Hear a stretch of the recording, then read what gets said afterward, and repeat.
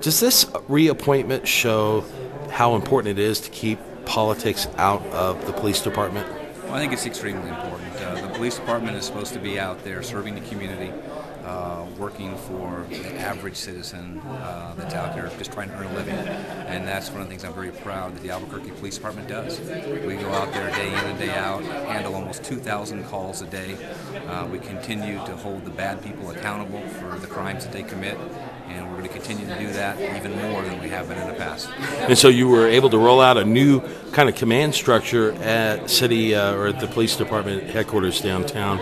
I just kind of wanted to follow up on the question earlier. Is that something you'd been wanting and thinking about for a longer time? Well, we're always looking at the department internally. You know, what changes just make a lot of sense.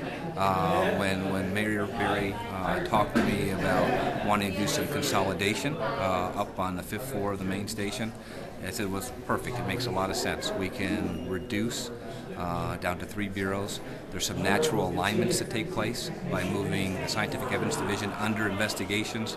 It creates a very clear chain of command in doing those long-term investigations. We also looked at the Support Bureau. Now what we have is everything that supports directly the men and women who answer those calls for service is in one bureau. So the Tactical Division, the Traffic Division, the Records people, everything that is a support issue to the people who answer those calls, again, is now under one unified chain of command, which should help streamline efficiencies in operations. Political elections are always bring out silly season, but you and I are both not naive that there have been kind of this understated reports out there and feelings among some police officers that morale in the department hasn't been good. Do you think that the new command structure you rolled out tonight and your reappointment will boost morale again? Well, I hope so. I mean, there's a lot of good things going on within the department. Officers have a good compensation package that's currently in place. Just getting to our goal of 1,100 officers, there's more officers on the field, more officers answering calls for service. We continue to be innovative in reducing calls for service by using the new computer system that we have, by having online reporting. We're going to continue to do that. We also have an ad hoc committee that's been meeting for several months looking at changing the way we prioritize calls, which I think the average field officer is going to like, and which calls are going to get sent to and which calls may be deferred to other means, such as telephone recording. And so, 2 years ago you shifted officers from 410s to 5/8s, and the idea was to increase or reduce response times, to make response time faster. But a couple of months ago, I guess in April, you put the overnight officers back on 410s. Why'd you do that? Well, one of the things we said is that as we continue to grow the department, we would look at changing hours, to make what the officers want. And officers made it very clear they like a 410 schedule.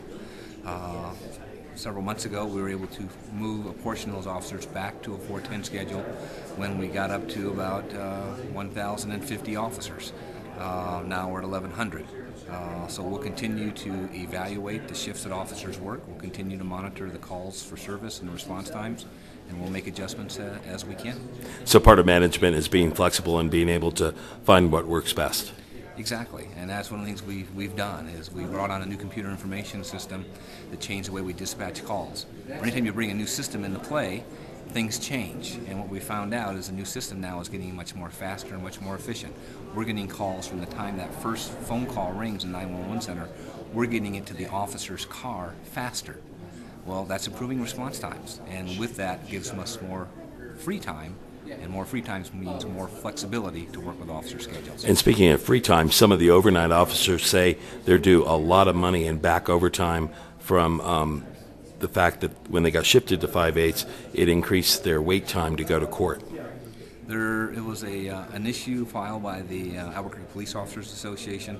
There was an agreement made several months ago. There's actually an auditor who's been reviewing timesheets, and I believe several of the officers actually will be compensated an extra half hour of time that they had due to them. So everybody who has time coming will be properly compensated. Yeah, but the collective bargaining agreement called for more than a half hour. Is that right?